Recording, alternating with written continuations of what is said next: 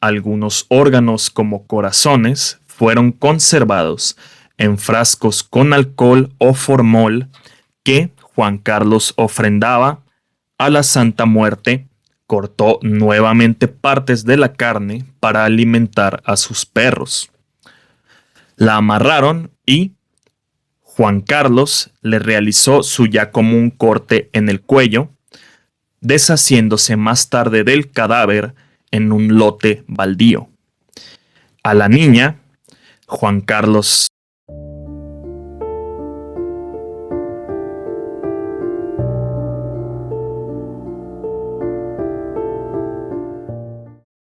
Hola a todos, sean bienvenidos al episodio número 19 de Testigos de lo Macabro, el podcast en el que, de manera semanal, un servidor, Luis David Ortega, les estará contando los sucesos más aterradores ocurridos en la cronología de nuestro mundo, además de las historias más extrañas y perturbadoras enviadas al programa por parte de personas como tú, personas como yo, personas comunes que, tras vivir estas experiencias, se convirtieron en testigos de lo macabro.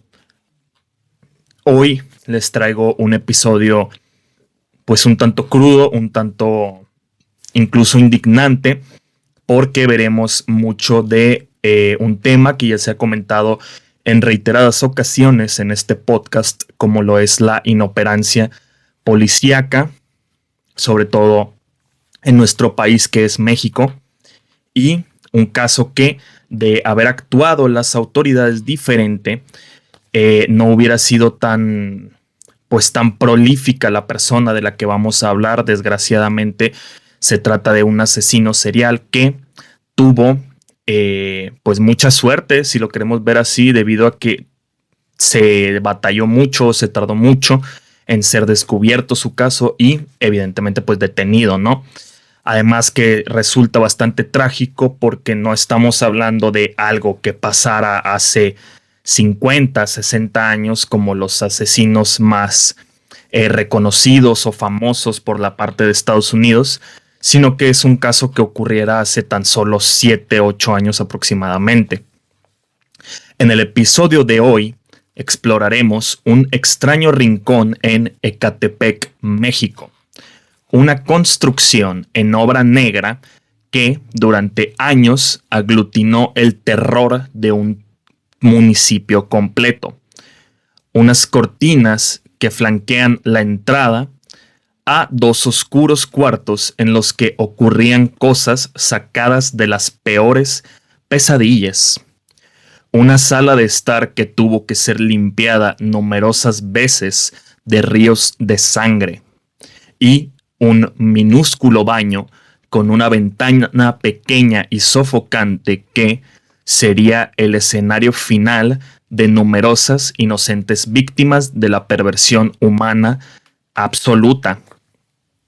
Había niños entre estas paredes frías de cemento.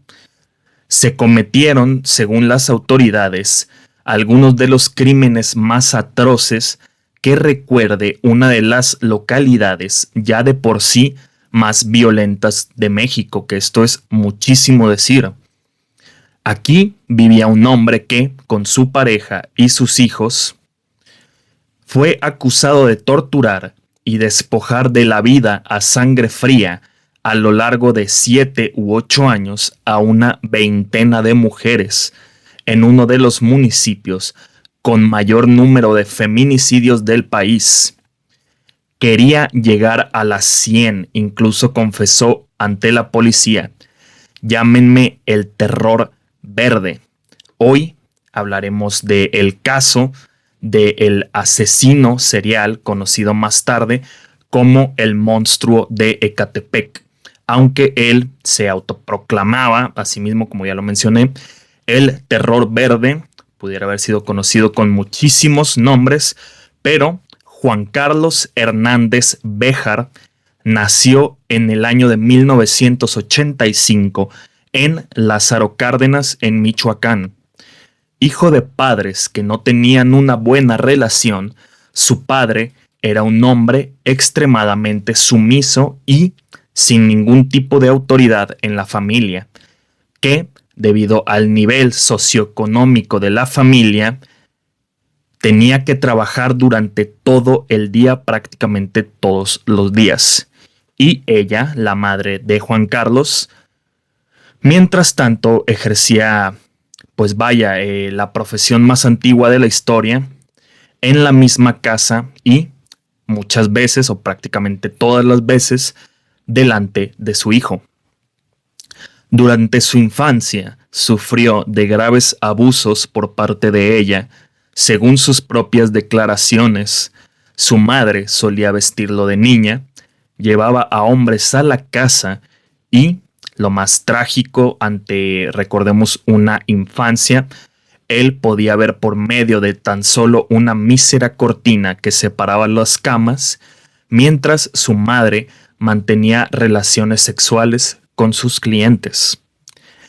También dijo haber sido abusado de niño por una mujer adulta, quien estuvo a su cuidado, e incluso su madre también habría abusado de él en varias ocasiones, según el mismo reporte posterior a su arresto. Un episodio en su vida que marcaría un importantísimo cambio para mal, ya que podría ser incluso un factor determinante para sus erráticos y antisociales comportamientos posteriores, es que, según el mismo Juan Carlos, cuando tenía unos 10 años sufrió un traumatismo cráneoencefálico, o sea, un fortísimo golpe en la cabeza, grave, al caer desde un segundo piso directamente de cabeza por las escaleras. Pero surgió un tema curioso, ya que a su vez causó en él un efecto bastante extraño e interesante.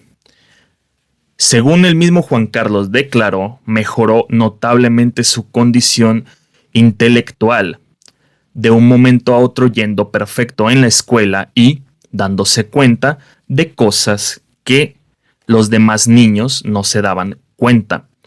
En esta parte, porque pues obviamente un golpe en la cabeza suele tener pues el efecto contrario, ¿no? O sea, no se vuelve una persona más inteligente después de un grave traumatismo craneal, por lo que me tomé la libertad de indagar, de investigar un poquito acerca de esto, ya que me pareció muy pues inverosímil el hecho de volverse aparentemente más inteligente al golpearse la cabeza. Y, para mi sorpresa, descubrí que, aunque es muy poco común, sí es posible que esto ocurra, existiendo el conocido como síndrome del sabio adquirido, en el que una persona desarrolla habilidades extraordinarias, por ejemplo, en cálculo, música, dibujo, etcétera, cualquier tipo de disciplina, después de una lesión cerebral, que recordemos que no es como cualquier cosita, un golpe en la cabeza, ya algo traumático, no sé si sería esa la palabra. Sí, pues es un trauma en el cerebro, un trauma cráneoencefálico, de cráneo y cerebro, cosa que pudo pasarle al mismo Juan Carlos. Y nos iremos dando cuenta a lo largo de esta historia de que para nada era tonto. Tenía ciertos problemas mentales que se dictaminaron ya una vez sentenciado, ya cuando todo el caso pues termina, pero para nada era una persona que no tuviera capacidad cognitiva. Con los años, al crecer y marcharse del hogar de los padres, se enroló en el ejército, en el que estuvo adscrito al 2º Batallón de Guardias de Cuerpos Presidenciales, desertando rápidamente, tan solo 9 meses después de haberse enrolado. Esto es algo que vamos a ver que caracteriza mucho a esta persona, que es Juan Carlos, que es el hecho de no durar en los trabajos. De hecho, aquí lo tengo. Esto sería también algo que marcaría su adultez, como ya mencioné, ya que durante su vida adulta tuvo varios empleos, entre los que se cuenta mesero, pepenador, vendedor, siendo incapaz de mantener prácticamente ninguno de ellos. Ahora, años antes de conocer al segundo gran protagonista de esta historia, que sería Patricia, quien sería su pareja y cómplice, y de quien ya hablaremos más a profundidad más adelante, Juan Carlos tendría otra pareja, a quien él mismo llamaría como la única mujer que he amado. Su nombre, hasta donde Juan Carlos, perdón, lo confesó, era Mónica. Y lo único que se sabe de ella es que es muy probable que sí fuera incluso su esposa. Tuvieron un hijo y que ella misma lo abandonó junto con este hijo y desapareció por completo. O eso es lo que se teoriza o rumora, ya que es un poco contradictorio según a la declaración del mismo Juan Carlos. Su esposa y su hijo fueron asesinados juntos. Además, alegó que cuando fue a reportar este tema o este incidente a las autoridades pertinentes, éstas le demostraron desdén, desinterés e incluso se dice que se burlaron de su denuncia. En aquel momento, y esto es algo que voy a reiterar mucho, probablemente lo repita varias veces, Juan Carlos decidió que si él no podía ser feliz, nadie iba a poder serlo.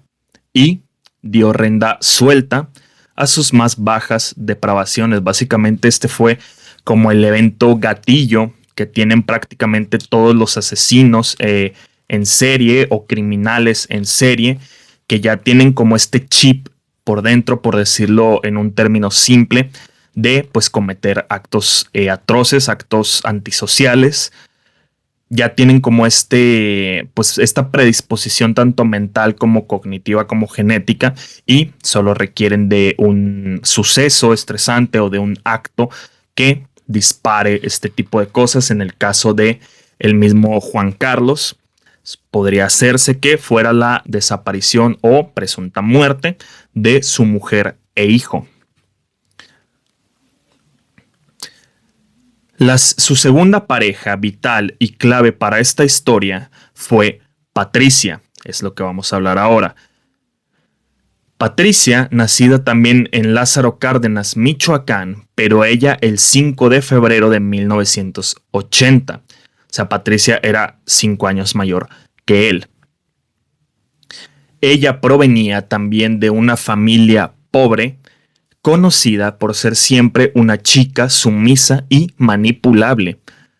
También tenía un mal rendimiento escolar, como Juan Carlos lo tuvo en un principio y presuntamente cambiado por este golpe en la cabeza. Disculpa, moví el micrófono. Al igual que Juan Carlos, cuando ella tenía 6 años de edad, fue abusada por un primo de la familia. Al momento de la detención, Patricia confiesa que, a lo largo de su infancia, ella nunca se sintió realmente querida. Ella tenía un trauma de abandono muy fuerte. Ya de adulta, buscaría el afecto de los demás a través de una conducta sumisa, especialmente el de los hombres. O sea, tenía sus traumas de abandono que trataba de suplir. Eso lo veremos también más adelante, con una actitud pues bastante maleable, manipulable, con el simple objetivo de que no la dejaran sola nuevamente. Tras su detención, se le realizaron exámenes mentales y cognitivos y se determinaría que tiene un coeficiente intelectual limítrofe, rayando casi en la discapacidad intelectual. O sea, que tenía el nivel cognitivo justo, pero justo, para no ser mentalmente discapacitada, pero pues prácticamente casi. Tenía una inteligencia altamente deficiente e incluso, según algunas fuentes, llegó a ejercer la profesión más antigua del mundo de igual manera. Juan Carlos y Patricia se conocerían en el año 2008, mientras Patricia se encontraba trabajando como mesera en un restaurante en el Estado de México. Juan Carlos era un cliente asiduo de este restaurante, quien solía alardear de tener mucho dinero y, para demostrarlo, gastaba sumas considerables en este establecimiento. Patricia y Juan Carlos comenzarían a salir.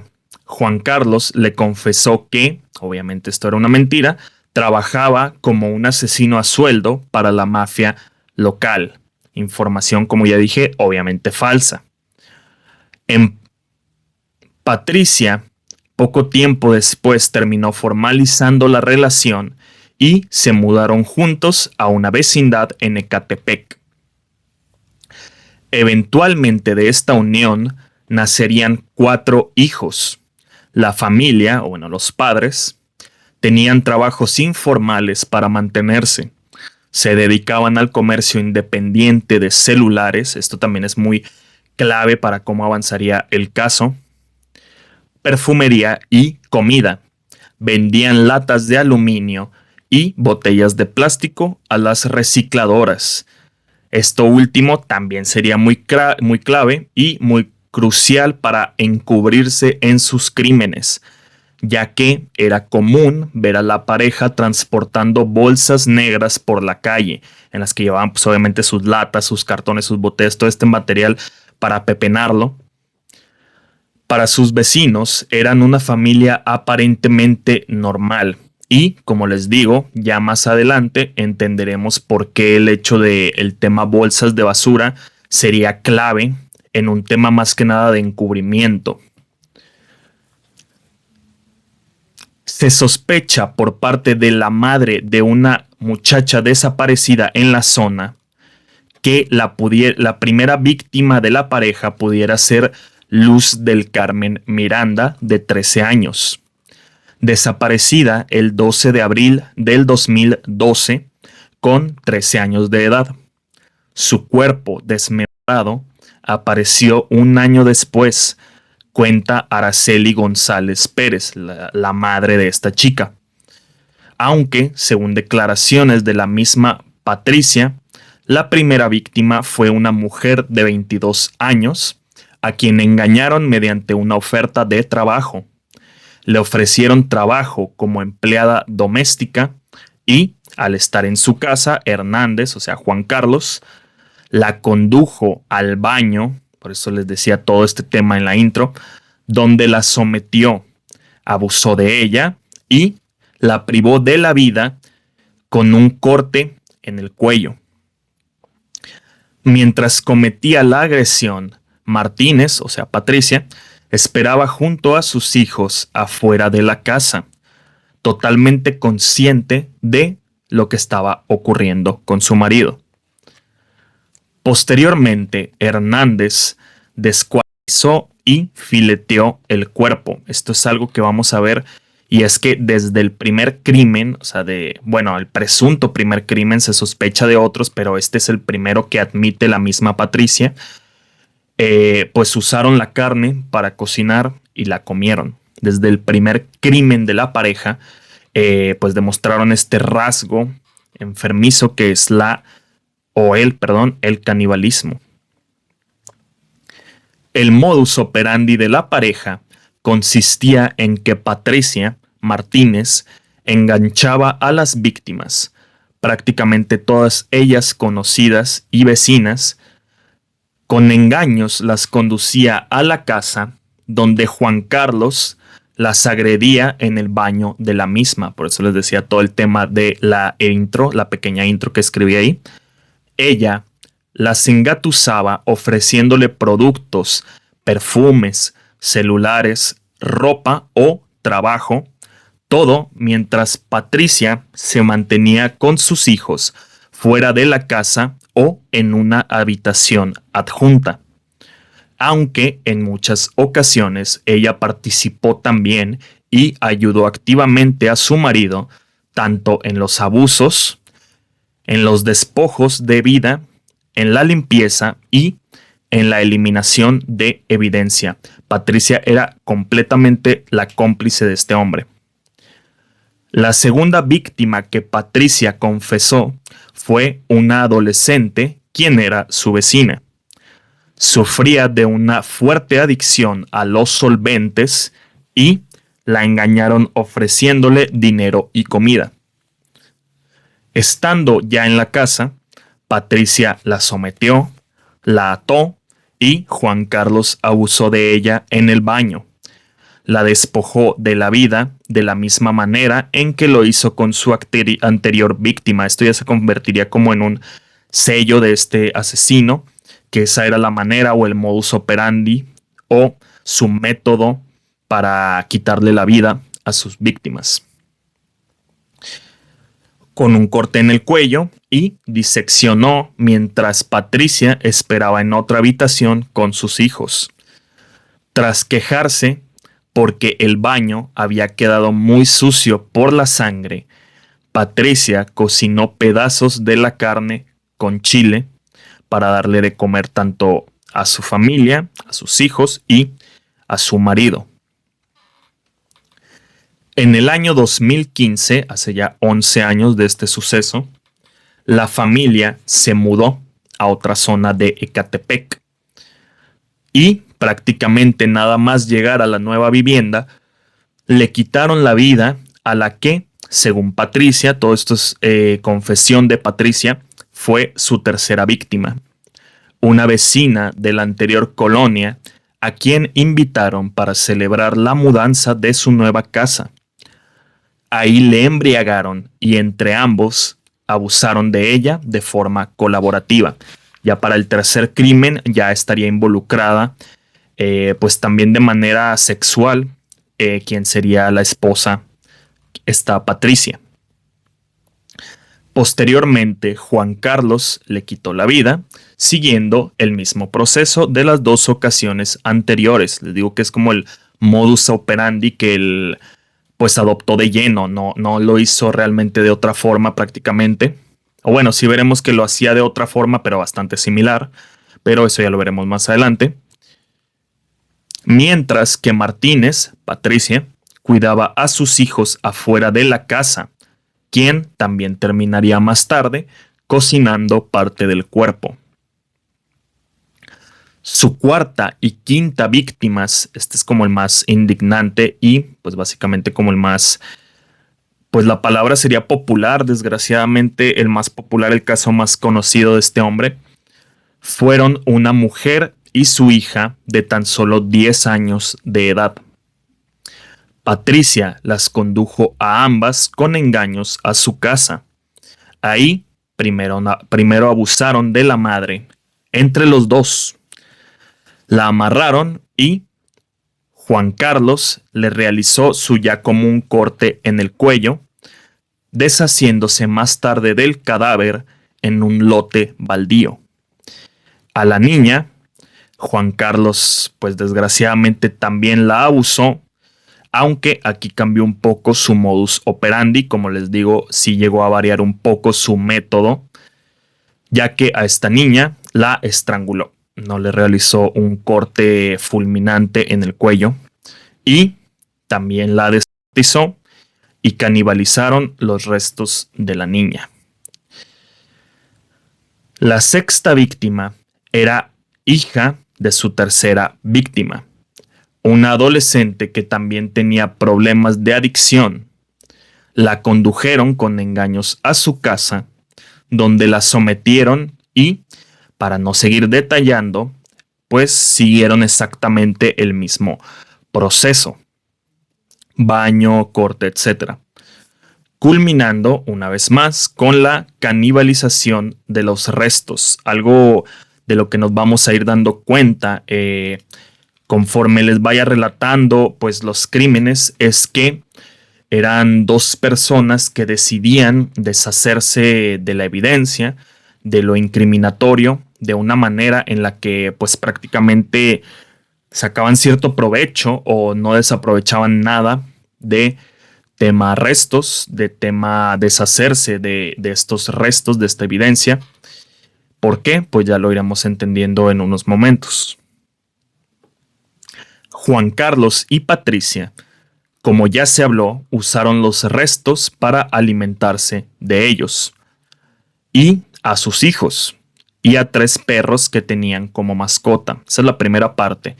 La parte de carne, la parte que se podía pues hasta cierto punto utilizar, la usaban como alimento para ellos, para sus hijos y para sus mascotas. Otro uso que Juan Carlos le daba a estos despojos de sus víctimas era que algunos órganos como corazones fueron conservados en frascos con alcohol o formol que Juan Carlos ofrendaba a la Santa Muerte en aras de no ser atrapado. Por eso les digo que pues sí tenía sus problemas mentales, pero no era una persona que no supiera que estaba haciendo algo malo, como lo vimos en el caso de Ed Gein, que al final Ed termina siendo inimputable por temas de que su sanidad mental no le daba para diferenciar que estaba haciendo algo prohibido, algo malo. Para él era pues como cualquier cosa, ¿no? Este hombre sí tenía la cualidad para saber que estaba haciendo algo malo, para esconderse durante años que duró haciendo estos procesos y pues deshacerse de evidencia que pudiera resultar incriminatoria, incluso pues prácticamente pidiéndole a la deidad a la que profesaba fe que no permitiera que lo atraparan. Solían conservar los restos en un congelador mientras tenían mientras tenían la oportunidad de irse deshaciendo de ellos de a poco o de comer lo que fuera posible. Ese congelador estaba estrictamente prohibido para sus hijos y la mayoría de los restos que no eran útiles en sus macabros procesos fueron abandonados en lotes baldíos, que eso también ya lo detallaremos más adelante. Se sabe incluso, y esto es a lo que quiero llegar cuando les comentaba, que trataba de sacarle el mayor provecho posible a sus barbaridades, llegaron a comerciar con algunos de los huesos que vendieron a fetichistas y santeros. Incluso llegó a declarar posteriormente tras su arresto, cosas como una mujer no costaba más de $90 y que de algunas solo llegó a sacar $3. Es decir, que al vender objetos o partes el dinero obtenido pues era mínimo. Incluso se sabe que llegó a vender cráneos en tan solo 500 pesos. De acuerdo a Patricia, Juan Carlos incluso llegó a practicar, válgame la redundancia, prácticas necrófilas con al menos uno de los cuerpos. La última víctima que se tenga registro de la pareja y de la que surgiría un hecho que llevaría al extremo el tema de la venta, tráfico y aprovechamiento económico de sus crímenes fue Nancy Noemí Huitrón, de 28 años de edad al momento de su deceso, quien desapareció junto con su bebé de tan solo 2 meses de edad. El 6 de septiembre del año 2018, Patricia la condujo a su casa, engañándola con la promesa de que le regalaría ropa para su pequeña hija. Ya en la casa, Juan Carlos la sometió, abusó de ella, la llevó al baño donde la despojó de la vida con un corte en el cuello, como ya es su modus operandi característico, y descuartizó. Patricia cortó nuevamente partes de la carne para alimentar a sus perros. Los restos los guardaron en el congelador mientras tenían oportunidad de deshacerse de ellos.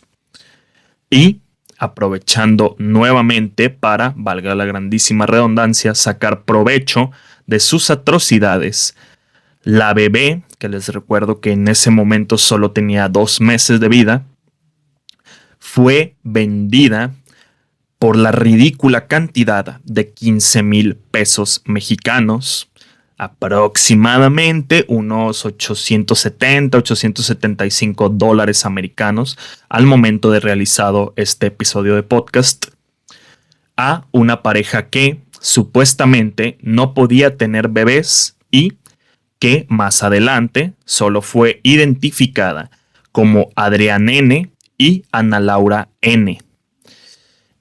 ¿Por qué digo que fueron identificados paulatinamente con el tiempo?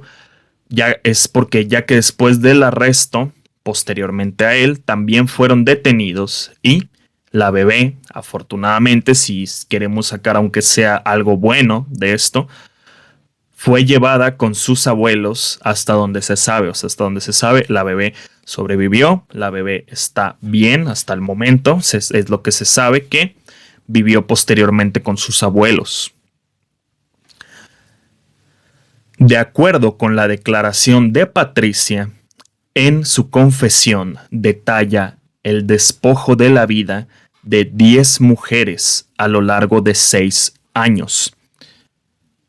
Asegura que hay más, pero no recuerda sus datos, sus nombres, su aspecto, su edad, su ropa, el nombre de sus padres, dónde las había conocido, con qué pretexto las invitó a subir a esas 4 paredes de hormigón, cómo evitaron que gritaran, que sus hijos vieran de lo que eran capaz sus padres, etcétera. O sea, básicamente ella confiesa 10, asegura que eran más, pero que no recuerda detalles tales como cuántas más, quiénes, cómo, etcétera. Todos los detalles pues ya minuciosos. Eso es lo que declaró o confesó Patricia. Por su parte, la declaración de Juan Carlos fue pues distinta.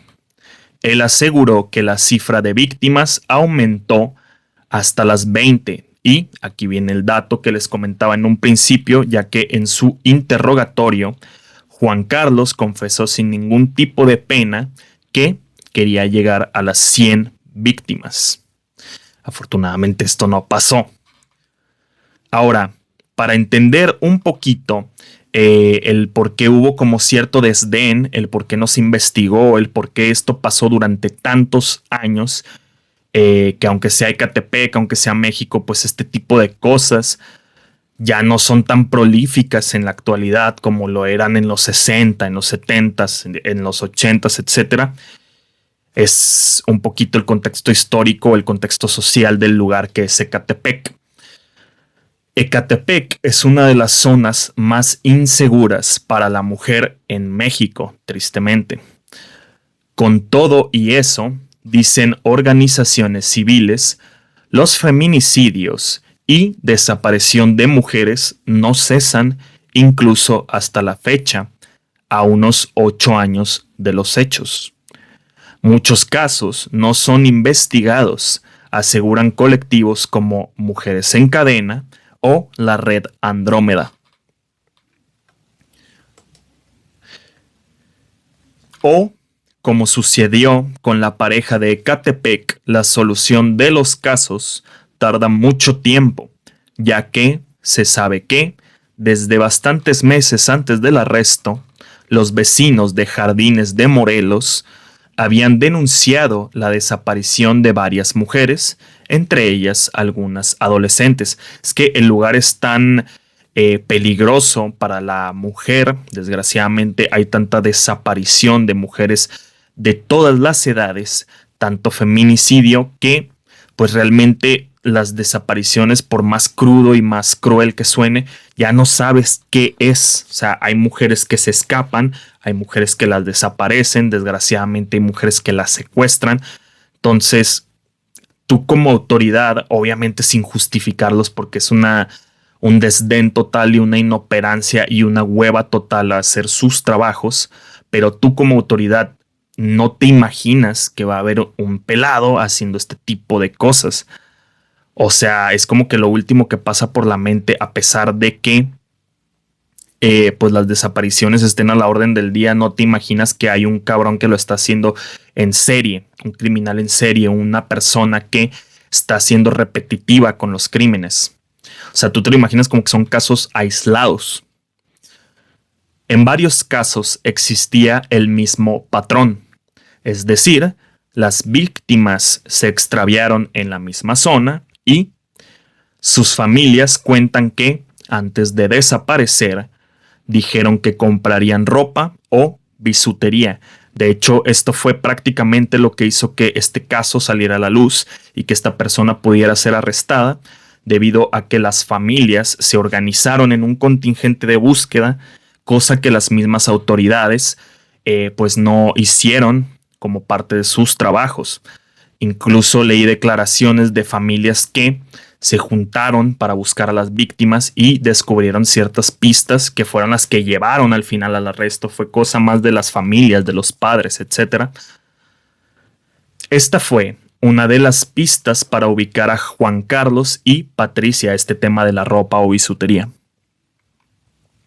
Señala la fiscalía, y Nancy, la última víctima que les relaté, resultaría clave para desentrañar esta serie de crímenes. Eso fue como algo muy importante para que se pudiera esclarecer este caso.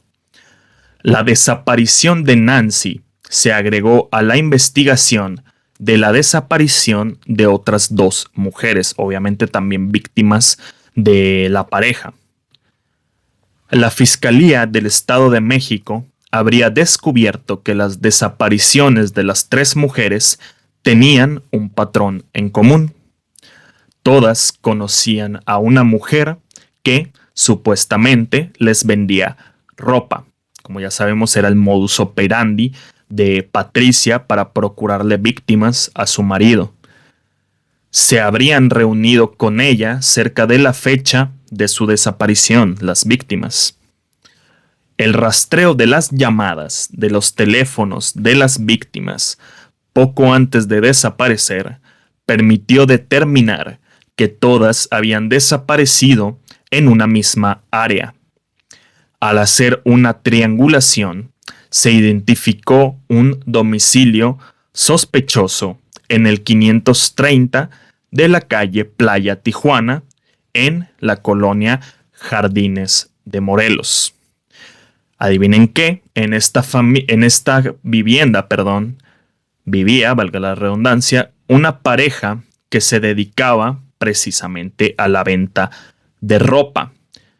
Esta coincidencia con las últimas declaraciones del paradero de las víctimas antes de sus desapariciones respectivas, y el hecho de que coincidentemente en ese lugar sí se vendiera ropa, sí se vendiera bisutería y sí se vendiera cualquier tipo pues de chácharas, hizo que los investigadores vigilaran la casa de Playa Tijuana 530 durante varios días. Esto con el objetivo de esclarecer y establecer las rutinas, los hábitos y la forma de vivir de la pareja, incluso de los hijos. O sea, esto lo hicieron para memorizar qué hacían durante su vida, durante su rutina, su cotidianeidad, se me cruzaron ahí las palabras. El día 4 de octubre de 2018, después de varias semanas de vigilancia, la pareja fue detenida. ¿Por qué se causó o qué desencadenó la detención? Fue porque mientras caminaba por la calle, la pareja, empujando una carriola de bebé, en esta transportaban restos humanos que, entre otros pues macabros y aterradores ítems, incluían un torso humano, obviamente. Se dictaminó que los restos se tiraban en un baldío, es lo que les comentaba hace rato, a tan solo unos 100 o 120 metros de la casa en que vivían, demasiado cerca de la residencia. Al visitar la vivienda, cuenta el fiscal Gómez Sánchez, encontraron cubetas, cajas de cartón e incluso bolsas de basura con más restos. Lo mismo ocurrió en otra casa, a donde la pareja pretendía mudarse en los próximos días, igualmente también cerca en la zona de Ecatepec. Fueron ingresados en prisión preventiva el 6 de octubre de 2018 al Centro Penitenciario y de Reinserción Social de Ecatepec, lugar donde estarían esperando su condena. Obviamente, tras el arresto, empezaron los interrogatorios, empezaron los análisis psicológicos y psiquiátricos, los exámenes y pues todo el proceso burocrático, básicamente. Durante todo este proceso hubo revelaciones, hubo muchas cosas muy interesantes que Juan Carlos y Patricia confesarían y que es básicamente la información que se usa como fuente para pues esclarecer todo este tema, todo este caso y prácticamente todo lo que les he contado en estos últimos minutos. El fiscal contaría que sin ningún tipo de remordimiento, Juan Carlos confesó que despojaba de la vida mujeres como venganza porque cuando era niño su madre le obligaba a vestirse como mujer.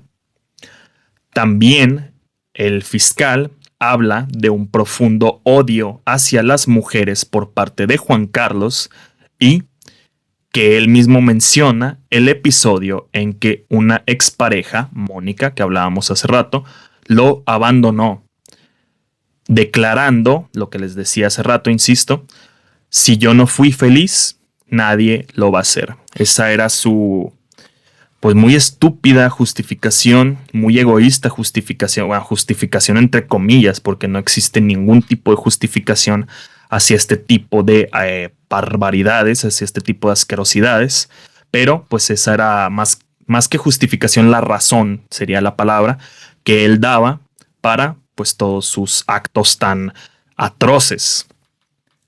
Juan Carlos también confesó, si salgo de esta, de una vez les digo a los patrones, o sea, patrones refiriéndose a los agentes que atestiguan el interrogatorio, yo voy a seguir desviviendo mujeres.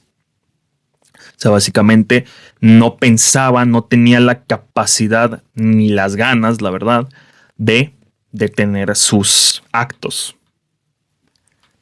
En parte del interrogatorio, también Juan Carlos afirma que suele tener visiones y que escucha una voz que muchas veces ni siquiera lo dejaba dormir. O sea, ahí viene toda esta parte del tema psiquiátrico.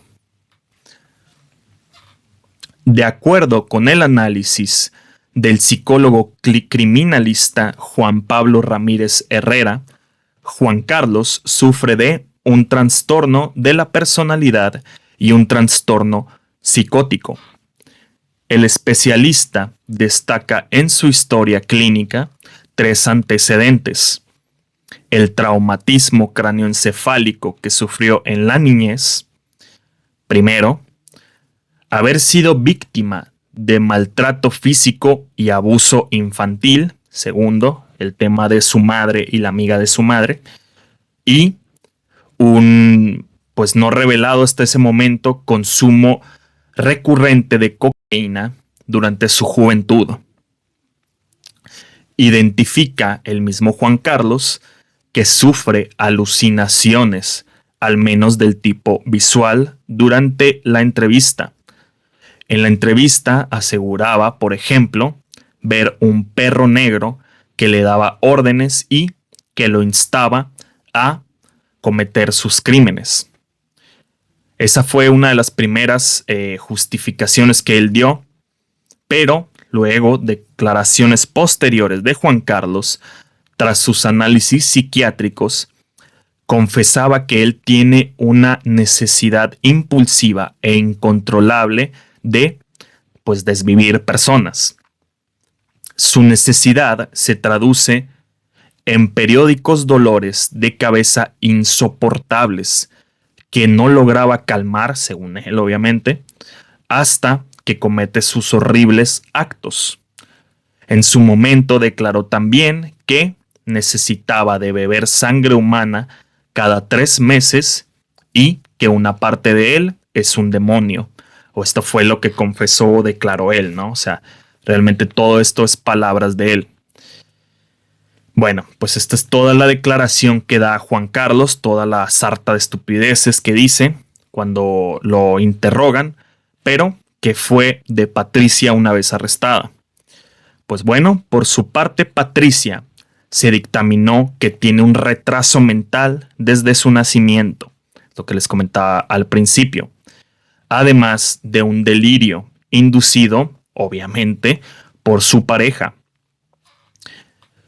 Se cree, por parte de los análisis psicológicos y psiquiátricos, que podría haber estado motivada por el simple hecho de retener a su pareja, que es todo lo que les comentaba también en el principio.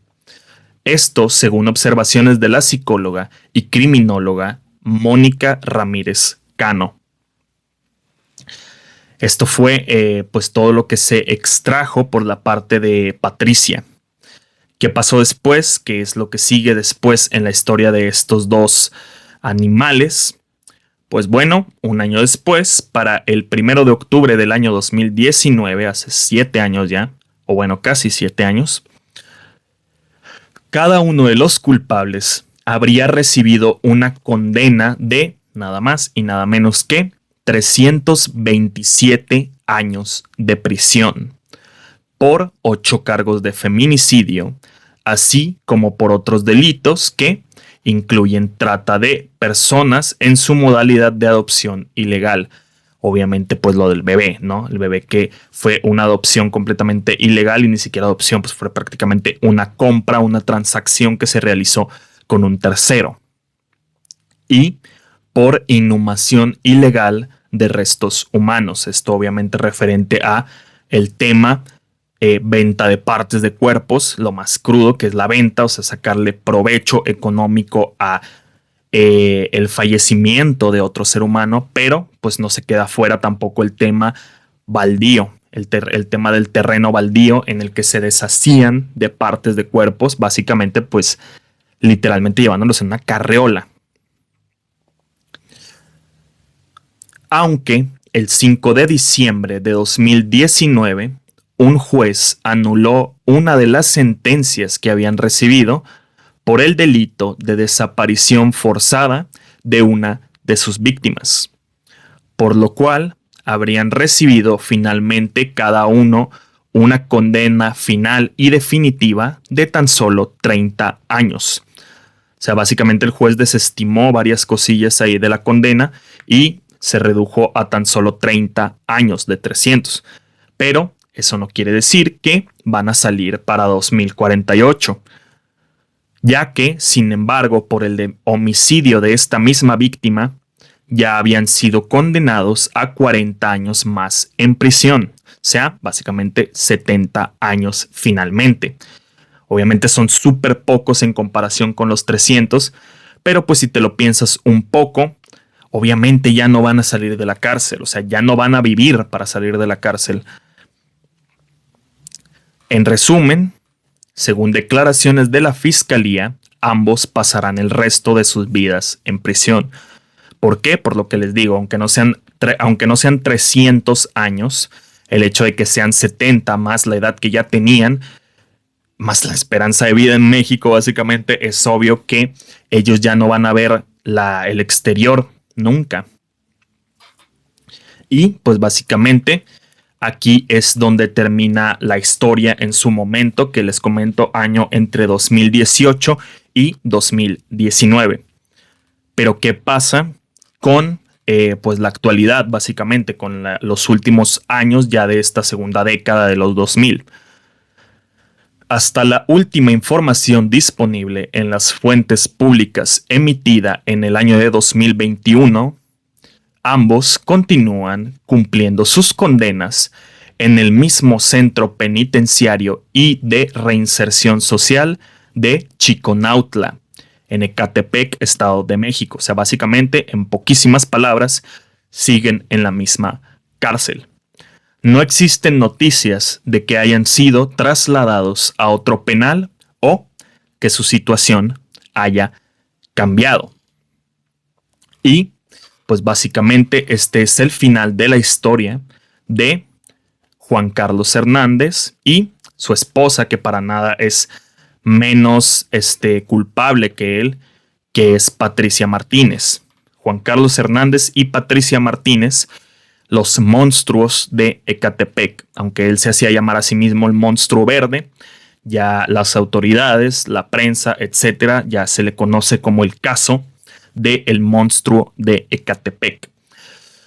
Un caso muy crudo, muy cruel, ocurrido pues en nuestro país, que es México, al sur de nuestro país, que es México, y que pues simplemente demuestra que mientras las autoridades sigan siendo unas completas inoperantes, que nadie hace su trabajo y que nuestro país se caracteriza tristemente por la hueva general de todo mundo, estas cosas van a seguir pasando incluso en la actualidad y quién sabe incluso si no solo vayan a seguir pasando, sino que sigan pasando exactamente en estos momentos. No sabemos por ahí cuántos monstruos de Ecatepec anden sueltos por la inoperancia policíaca y el desdén de las autoridades hacia la mujer, ya no solo hacia la mujer, sino hacia cualquier sector vulnerable, cualquier sector que pueda ser víctima de este tipo de crímenes, de este tipo de abusadores. Pero pues eso ya es tema para pues especular, ya es una cosa de la que no tenemos conocimiento. Por lo pronto, espero que el capítulo los haya dejado pensando, que les haya entretenido y que les haya resultado una historia interesante. Es parte de la historia tristemente de México y es cosa que sigue pasando hasta la actualidad.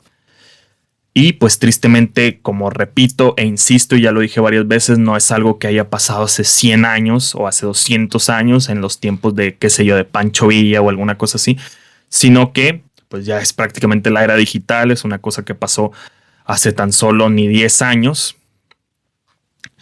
Espero que el capítulo les haya entretenido, que les haya parecido interesante y que los haga reflexionar.